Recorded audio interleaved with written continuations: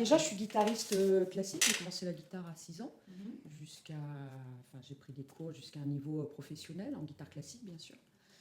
J'ai fait d'autres choses professionnelles et à un moment donné, je me suis décidée à devenir luthière. Donc j'ai appris avec des luthiers, et notamment le dernier qui était Antoine Papalardo, qui est un grand luthier de France, en guitare classique. Voilà. Donc j'ai fait 5 ans d'apprentissage avec des luthiers, enfin 2. Et après, je me suis installée. Euh, donc ma démarche en lutherie, en tant que guitariste, c'était de faire avancer l'instrument. Donc, parce que justement, en tant que guitariste, j'avais des guitares qui n'étaient pas équilibrées. Enfin, c'est une autre époque, hein, j'ai plus de 50 ans, hein, donc là on parle des années 80. Hein.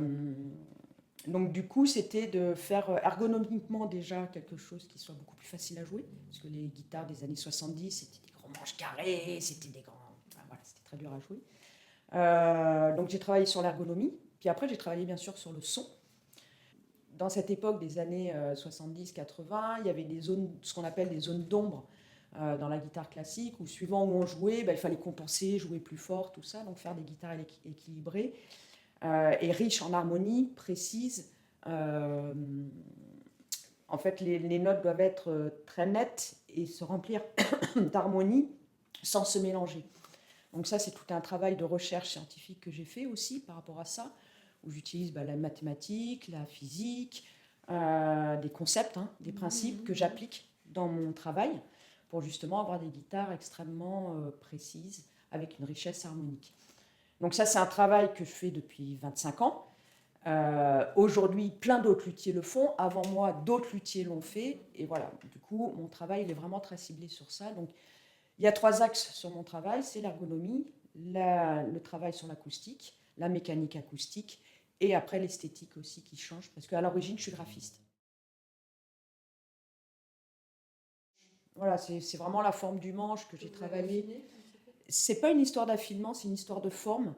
Donc là, je l'ai vraiment travaillé de manière, et maintenant elle est stable depuis des années. Et il y a une autre chose qui rend aussi la guitare facile, c'est la résistance qu'apporte le barrage d'harmonie. Donc le barrage d'harmonie, c'est un peu le cœur de la guitare, parce que c'est ce qui va faire fonctionner, c'est le moteur qui va faire fonctionner l'instrument. Et ça aussi, en fait, ça a un rôle dans la facilité du jeu. C'est-à-dire que suivant comment répond ce barrage d'harmonie, dans la main droite, ça va apporter une facilité. Et ce qu'il faut savoir, c'est qu'en est guitariste, comme tout instrumentiste, les mains elles sont en lien direct avec notre esprit, notre expression musicale. Et si l'instrument répond d'une certaine manière, ça facilite les mains, et plus ça facilite les mains, et plus c'est facile de jouer, d'exprimer la musicalité. Voilà. Il y a la technique, c'est-à-dire que si vous prenez un piano Yamaha et un Pleyel ou un Steinway, les 3 c'est des pianos. Par contre, la mécanique des marteaux est tellement travaillée différemment que sur un Steinway, vous faites ça, ça fait vous. Sur un Yamaha, vous faites la même chose avec la même implication, la même énergie, ça fait pof. Voilà. C'est un peu la même chose sur la guitare, c'est ce travail sur le barrage d'harmonie. Donc il y a la richesse, il y a la mécanique acoustique pour le son, mais ça joue aussi un rôle dans la réponse de la main droite qui va faciliter la main gauche, faciliter la main gauche, va faciliter la main droite, etc.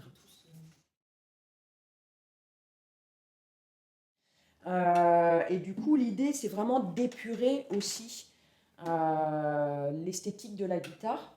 Alors, l'esthétique, c'est quelque chose de très subjectif, hein, parce que chacun a sa propre esthétique. Dans les années 70, c'était l'esthétique espagnole très chargée, avec beaucoup de choses sur les rosaces, tout ça. Là, j'ai carrément épuré, alors que ça, c'est un très grand modèle, c'est un très haut de gamme. Alors, pour des raisons de mécanique acoustique, la table est en biais. J'ai un chevalet qui est différent parce que il vient faire des appuis différents, mais j'ai carrément plus de rosaces parce qu'en fait, il y a 2 tables. Et du coup, c'est juste esthétiquement un petit trait. Voilà. Bon, qui est en bois, hein. Mais par exemple, voilà. Donc sur une guitare comme celle-ci, qui a un certain coût, je vais minimiser même la tête. Voilà, on est sur quelque chose de complètement différent. Là, vous avez vu plusieurs luthiers, chacun a son esthétique. c'est subjectif. Après, dans l'ergonomie, ce que je vous disais tout à l'heure, c'est la forme du manche. Voilà. La réponse ici de la pompe de la guitare qui va faire que c'est facile. Il y a aussi un truc, c'est que voilà, moi, mes instruments, ils sont très bombés parce qu'il y a un contact avec le corps, une vibration. C'est un tout, hein.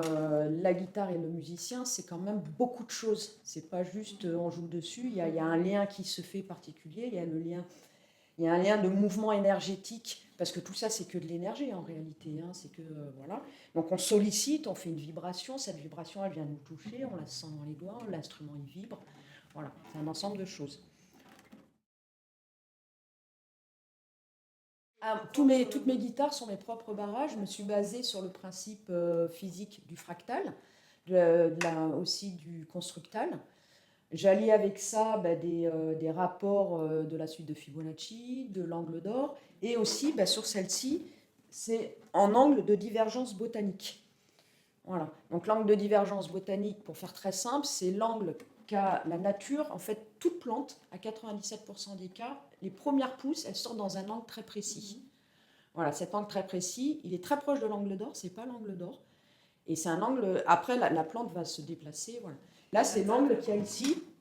Donc si vous prenez cet axe, et du coup, la table, je ne sais pas si on le voit bien, là, elle est comme ça. Et en fait, il y a un point, là, quelque part par là, je ne vois pas d'ici, qui donne un angle, qui est l'angle de divergence botanique. Alors, en lutherie, toute chose, c'est toujours le bois en ouvrant deux. Que ce soit les éclisses, le fond, la table. Alors, vous allez le voir, voilà. Le truc, il est là, et voilà. Donc, choisis exprès sur ce type d'instrument des tables avec des variations de couleurs pour qu'on le voie bien. Voilà. En fait, à l'intérieur, il y a une autre table collée en cèdre qui est dans l'angle de divergence opposé. Et l'épaisseur de cette table fait que 1,5 mm. En fait, ça fait une membrane, j'ai changé la membrane. C'est-à-dire qu'au lieu d'avoir une table droite comme ça, je change le paramètre de mouvement de la membrane, et du coup, il y a un barrage derrière qui est affilié. Quoi. Pour les tables, bon, moi j'affectionne en tant que guitariste l'épicéa, donc celui-ci. Après, pour les tables, j'utilise de l'épicéa ou du red cedar. Alors j'ai plein de sortes d'épicéa différents, par contre, suivant les modèles. J'ai de l'Engelmann, du Rizou suisse, de l'allemand. Qu'est-ce que j'utilise d'autre encore? En fait, c'est des épicéas qui vont avoir des résistances mécaniques différentes, donc vont m'apporter des sons légèrement différents. Voilà. Le red cedar, lui, c'est toujours pareil. Après, sur celle-ci, c'est du palissandre de Madagascar. Sinon, j'utilise beaucoup le palissandre d'Inde. J'utilise aussi depuis des années, alors là ça rejoint ce qui se passe actuellement sur l'écologie du bois où on essaye de trouver des bois locaux. Moi ça fait déjà des années que j'utilise du merisier ondé que j'ai acheté il y a plus de 15 ans, du poirier ondé aussi, j'ai acheté des arbres entiers. Voilà, donc maintenant tout le monde se met à faire ça, alors que depuis 2000 déjà, ah oui non ça fait 23 ans du coup. C'est vrai. Voilà, c'est ce modèle-là, c'est du poirier ondé. Voilà, c'est un modèle depuis que je fais, c'est un modèle concert. Donc ça, c'est un bois que j'ai acheté en Normandie, qui a été coupé en 1960.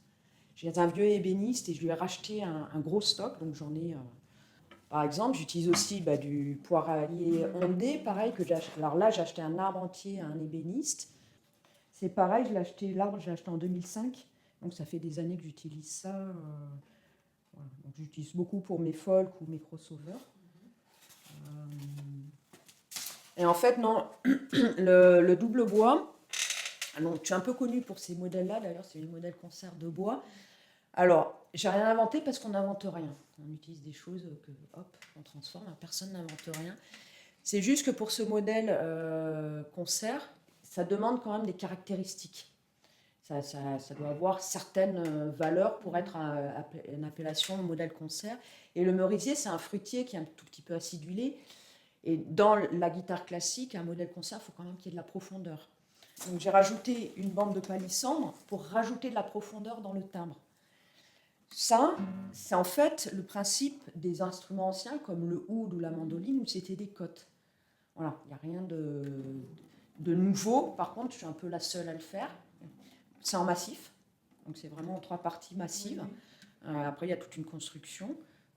Voilà. Et du coup, j'arrive à un résultat. Bon, elle n'est pas accordée.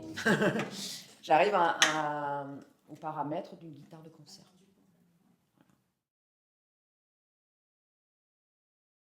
Alors, la différence surtout, c'est que c'est le répertoire. C'est-à-dire que le répertoire est complètement différent. En musique classique, on a besoin de beaucoup de richesse harmonique, de profondeur. Enfin, l'écriture des compositeurs est faite pour quelque chose de très voluptueux ou agressif, mais on a besoin de beaucoup de richesse harmonique. Dans l'histoire de la musique, le flamenca, le flamenco, c'est pas du tout ça. C'était les gitans qui étaient persécutés en Espagne sous Élisabeth II pendant l'Inquisition. Donc, qu'est-ce qu'ils ont fait? Ils avaient besoin d'exprimer leur tristesse, hein, un peu comme le blues en Nouvelle-Orléans, c'est la même chose, hein, les chants de coton, voilà. Et du coup, ils ont pris les bois locaux, qui étaient du cyprès, de l'épicéa, voilà. Ils ont fait des guitares qui sont très brutes. Eux, il faut bien comprendre que leur histoire musicale, c'est d'exprimer quand même leur tristesse, toute la souffrance, voilà, ils étaient persécutés. Donc du coup, c'est une musique qui se joue, il y a une attaque très particulière, donc qui va exprimer quelque chose de très différent. Donc au contraire, il faut que ça soit sec, il faut que ça soit, voilà. Donc l'instrument n'est pas du tout fabriqué de la même manière, ça ressemble, mais pas du tout en fait. Il y a certains paramètres qui sont très importants. Donc dans le barrage d'harmonie, il faut que ça soit très percutif. L'instrument lui-même n'a pas le même angle de manche. Le rendu ne doit pas être le même. Voilà. Parce que l'utilité n'est pas la même, c'est pas sollicité de la même manière. Donc en fait, une flamenca, chez moi ou comme chez beaucoup, comprend d'autres paramètres, notamment l'angle de manche, le barrage d'harmonie pour avoir un son particulier. Et puis il y a aussi une histoire de hauteur de corde entre la table et le truc. Oui, parce que dans le flamenca, on fait tout ce qui est percu, tous les machins, et en fait, cette distance entre la corde et la table est très importante. Voilà. C'est-à-dire que sur une classique, on est plutôt à 1 cm, 1 cm 2. Sur une flamenca, il ne faut pas qu'on dépasse les 7 mm. Après, c'est trop, le champ est trop loin dans la gestuelle. Donc après, effectivement, sur une flamenca, on va utiliser du cyprès, de l'épicéa ou du cèdre. Il y en a aussi en cèdre. Il y a aussi ce qu'on appelle, donc ça c'est les blancas, il y a aussi les négras en palissandre, mais ça a un son déjà plus chaud. Donc vous comprenez bien que si on fait une classique avec une table en épicéa et du palissandre, ou une flamenca avec de l'épicéa ou du palissandre, on a les mêmes bois, mais le rendu ne doit pas être le même. Donc le barrage va changer, pas mal de choses dans la construction vont changer pour arriver dans ces deux directions différentes sonores. C'est vrai que moi j'ai une gamme de produits qui va de l'étude au très haut de gamme, là, comme la Divergente. Donc j'ai choisi ça, hein, c'est une manière de travailler, donc je fais mes modèles en permanence. Après, j'ai des musiciens, effectivement, qui peuvent me demander des spécificités sur mes modèles. Donc ça, c'est des commandes. Je fais sur commande des électriques, des choses, des bases, des choses un peu particulières. Quand je fais sur commande, justement, un instrument, il faut que ça soit hors norme. C'est que si c'est pour faire une copie de quelque chose, ou ouais, j'aimerais bien une guitare qui ressemble à tel luthier, je dis tu vas voir ce luthier. Je vais pas, faut que ça soit vraiment quelque chose de particulier, personnel, sinon je le fais pas. Non, après, qu'est-ce que d'autre? Je fais des stages loisirs aussi pour les gens qui veulent se fabriquer leur guitare. Donc j'ai des gens, là, j'en ai 2 en ce moment. Les gens qui veulent se fabriquer, donc ils se fabriquent ce qu'ils veulent, électrique, basse, ce qu'ils ont envie. Et ils viennent ici à l'atelier et je les supervise tout le long de leur fabrication. Les pièces qu'ils n'arrivent pas à faire, je le fais à leur place. Et voilà, comme ça, ils se font leur propre guitare. Voilà, dans ce qu'ils veulent. Alors ça, c'est toujours le grand débat. Je ne vais pas vous dire combien de temps je mets moi, parce que j'ai eu l'extraordinaire chance d'avoir appris avec Antoine Papalardo qui m'a appris à la manière des anciens. Donc je travaille très vite. C'est-à-dire que quand j'entends mes confrères, le nombre d'heures qui passent, pour moi, c'est une aberration. Mais j'ai eu la chance, et je le sais, voilà, c'est Antoine qui m'a formée à l'ancienne, donc il y a des manières de travailler d'artisans qui font gagner énormément de temps. Donc, non, parce qu'il y a 15 jours, on était à un salon et c'est pareil, on était 16 luthiers sur scène et puis c'est la question qui se pose. Et voilà, moi je réponds pas parce que c'est juste pas possible quand j'entends le nombre d'heures qu'ils mettent, quoi. Après, oui, si ça met plusieurs mois parce qu'il y a des temps d'attente, parce qu'on fait d'autres choses, parce que voilà. Mais si je faisais que ça, je pourrais faire, mais que ça, hein, mais c'est presque, ça se fait pas en réalité, mais sur une dizaine de jours, on peut faire une guitare. Alors, ouais, vernis, le problème c'est qu'il y a des temps d'attente de séchage. Donc on va dire hors vernis, parce que le vernis, il y a des temps d'attente obligatoires qu'on ne peut pas compresser. Alors moi d'origine, j'utilise, dans mon stock, c'est polyuréthane. Voilà ce qui donne ça. Après, sur commande, c'est vernis gomme lac, huilé, cellulo. Bah là, j'ai une restauration à faire sur une guitare où je refais un vernis à l'ancienne en gomme lac. Voilà. Ça n'a pas d'incidence si on fait très bien son vernis. Voilà, c'est-à-dire que moi, j'utilise un polyuréthane, mais là, en réalité, on n'est pas plus épais qu'une feuille de papier à cigarette à rouler, les extra light. On a quelques... combien de couches? 17. C'est 17 pour arriver à que ça soit comme ça et très fin. Si on fait un gros vernis à l'industriel ou machin, forcément ça a une incidence. C'est l'épaisseur du vernis qui va avoir une incidence. Après, il y a la qualité du vernis, il ne faut pas qu'il soit trop rigide, il ne faut pas qu'il soit trop mou. Alors moi, je n'utilise pas le cellulo en règle générale parce que ça vieillit très mal. Je ne sais pas si vous connaissez le vieil Gibson, ou... ça se fendille le cellulo toujours. Donc du coup, je ne l'ai jamais utilisé sur mes guitares. Par contre, pour des gens qui veulent ou des restaurations, je vais l'utiliser. Voilà. Oui, je fais partie donc, de l'association professionnelle des luthiers guitares, donc ça s'appelle l'APLG. C'est une association qui a été montée il y a, c'était quand ça fait un certain nombre d'années maintenant, et qui est là, enfin moi j'y suis depuis le début en fait, et c'est vraiment pour essayer de fédérer les luthiers. On a beaucoup d'échanges, beaucoup de partages, de travailler justement sur les notions de trouver des nouveaux bois. C'est vrai que l'association, elle est fait un peu, voilà, c'est pour un peu... ce qui se passe un peu dans le monde de la lutherie, c'est qu'on va parler des luthiers espagnols, des luthiers italiens, des luthiers allemands, des luthiers anglais, des luthiers australiens, qui ont un peu tous une même manière de travailler. Le gros point fort en France, qui est absolument, moi je trouve génial, c'est la différence. C'est-à-dire que dans tous les autres pays, ils font tous un peu le même style. Nous, en France, on est tous différents. Et ça, il faudrait le mettre à l'honneur. Et je trouve qu'avec l'association, c'est ça, en fait. C'est de se fédérer. Voilà, notre point fort, nous, les Français, c'est d'être hyper différents et hyper créatifs. On est tous hyper créatifs. Alors, il y a ceux qui font de la copie, ceux qui créent. Mais dans tout ça, on a vraiment une variété énorme. On a un niveau de lutherie. Du coup, je ne sais pas si Marc il vous en a parlé, mais ça fait un certain nombre d'années que je suis dans la guitare et dans la lutherie, ça fait 25 ans. Je vois le niveau comme il a augmenté, la qualité comme elle a augmenté. Et la lutherie française n'est pas valorisée dans le monde. C'est un truc qui est... donc du coup, voilà, ça aussi, c'est un peu l'intérêt de cette association, de justement, si on se fédère, à un moment donné, de mondialement, voilà, quoi. Alors qu'on a eu en guitare classique, je vais parler en guitare classique uniquement, un des plus grands luthiers. On a eu Friedrich, René Lacotte. Dans l'histoire de la guitare classique, ça fait partie des plus grands luthiers, quoi. Alors, c'est vrai, il y a Antonio Torres a été on a dit oui, lui, il a fait un barrage particulier, c'est un Espagnol. Ce qu'il faut savoir, c'est qu'au même moment en Allemagne, un autre luthier a fait exactement la même chose. Mais en 1870, il n'y a pas Internet, il n'y a pas tout ça. Donc les choses, ça a été attribué à lui. Donc voilà, la guitare espagnole. C'est-à-dire que si un grand guitariste joue sur la guitare d'un luthier, le luthier va devenir super célèbre. C'est pas forcément la meilleure guitare au monde, c'est juste parce que ce musicien aime cette guitare-là. Il n'y a pas de meilleure guitare. Il y a des instruments qui vont correspondre à des gens. Voilà. Alors après, oui, il y a des guitares qui sonnent moins bien que d'autres, mais voilà, ça dépend de ce qu'on recherche et c'est des caractéristiques. En fait, chaque instrument a des caractéristiques qui vont correspondre à des musiciens ou compositeurs. De toute manière, c'est un trinôme, hein. Compositeur, musicien, luthier, c'est un trinôme qui évolue ensemble depuis tout le temps. enfin, dans tous les domaines de la musique, quoi. Ça va ensemble. C'est-à-dire que les compositeurs contemporains aujourd'hui en guitare, pour pouvoir jouer leur répertoire, il faut qu'il y ait des instruments modernes. Parce que sur un instrument ancien, ça ne marche pas.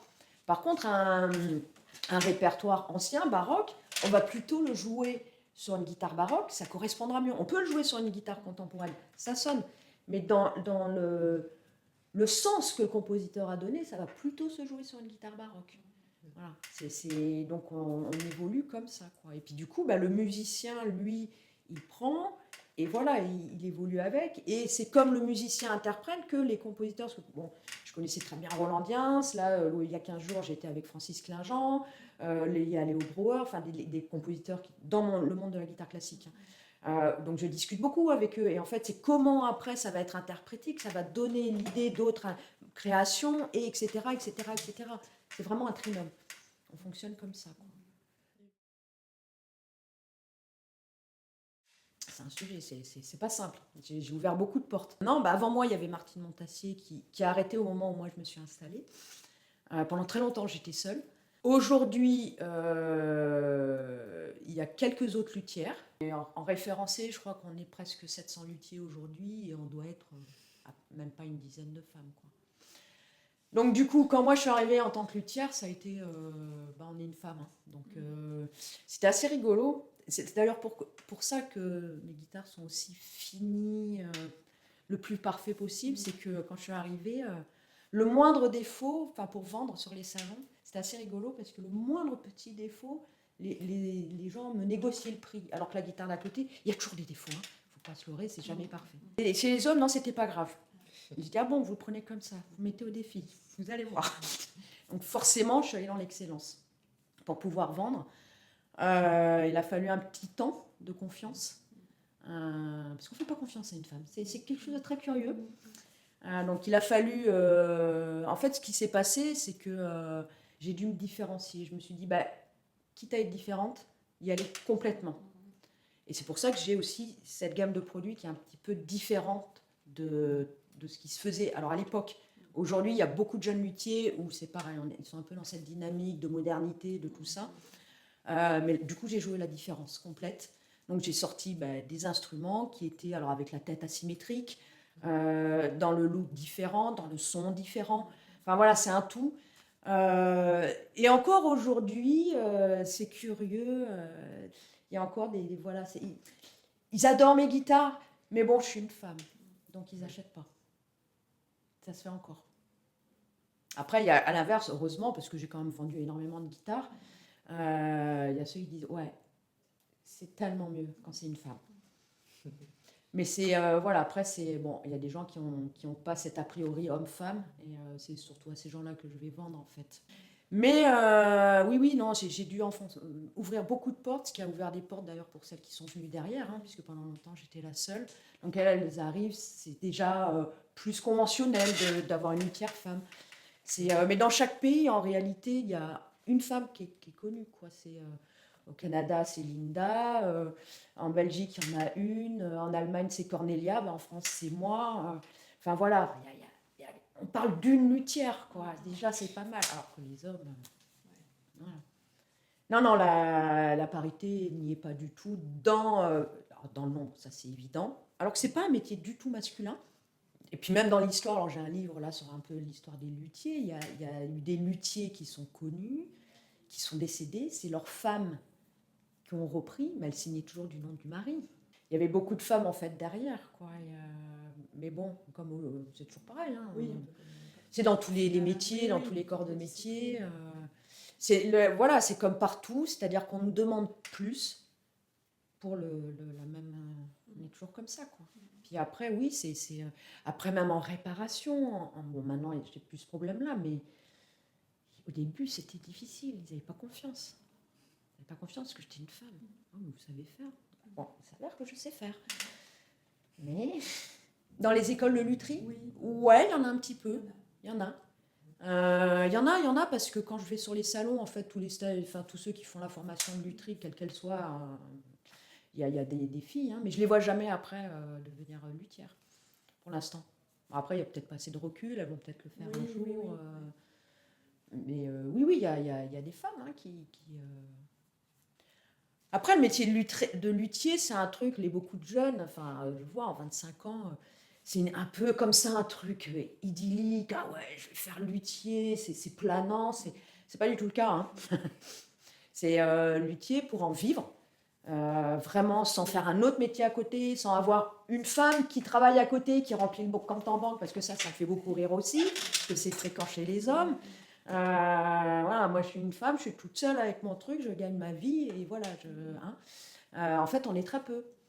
Justement, avec les statistiques en APLG, et puis avec la PLG, on a accès à des statistiques, on fait des analyses. Bon, pour de vrai, qui gagne normalement sa vie, enfin normalement, en tant que luthier, hein, pas en tant que... Non, mais parce qu'on devrait être des ouvriers plus que spécialisés, donc avec nos compétences, on devrait être au moins à 80 € de l'heure, autant vous dire qu'on n'y est pas. Hein. Enfin, c'est pas un métier qui est facile. Hein. Je connais aucun luthier pour qui ça a été facile. C'est toujours difficile. Il faut des années après pour voilà, avoir une stabilité. Mais en même temps, le bonheur d'être dans son atelier, ça n'a pas de prix. Quoi. Enfin, moi, après, j'aime travailler avec mes mains, donc voilà. D'où la machinisation assez réduite, mais qui me suffit largement. Quoi. Moi, avec une scie, ma paire de ciseaux, un rabot, et je fais une guitare, il n'y a pas de souci. Je n'ai pas besoin de plus. Ordinaire, en fait, j'étais avec un autre luthier. En fait, je voulais devenir luthière, mais j'avais 27 ans. Donc, ce que j'ai fait, c'est que j'ai toqué à la porte des luthiers jusqu'à ce qu'il y en ait un qui me prenne. Alors, du fait que j'étais déjà adulte, j'étais avant musicothérapeute. Donc, en fait, j'ai mis en place tout un système avec l'État pour que je sois payée à apprendre. Et en fait, il y en a un qui m'a pris. Donc, je suis rentrée dans le monde de la lutherie comme ça. Et du coup, je l'accompagnais sur les salons, sur tout ça. Et Antoine était à l'époque encore sur les salons. Puis il discutait avec tout le monde. C'est quelqu'un d'absolument merveilleux. Et en fait, c'est lui qui m'a dit un jour Bon, Gaëlle, tu viens quand à l'atelier pour que je t'apprenne? Je lui ai dit quand tu veux. Voilà, j'ai eu cette chance-là. Et du coup, on a passé pendant 2 ans, il m'a formée. Quoi. Alors, je n'étais pas à l'atelier pendant 2 ans. Hein, c'est un ensemble de choses.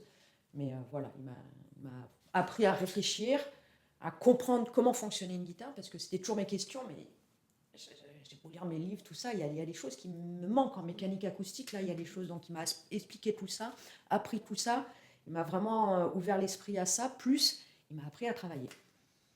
Voilà. Donc ça, c'est juste exceptionnel, j'ai eu cette chance-là, quoi. Et malheureusement, son fils prenait la relève, était luthier, il a le même âge que moi, Stéphane, et il est décédé l'année dernière. Donc ça, c'est difficile, la lignée Papalardo s'éteint. Et alors que ça fait partie des luthiers qui ont réformé vraiment la guitare, à faire des choses nouvelles, voilà quoi. Donc bon, Antoine a un certain âge aujourd'hui, hein, mais voilà, bon, c'est comme ça, c'est la vie qui est comme ça, quoi.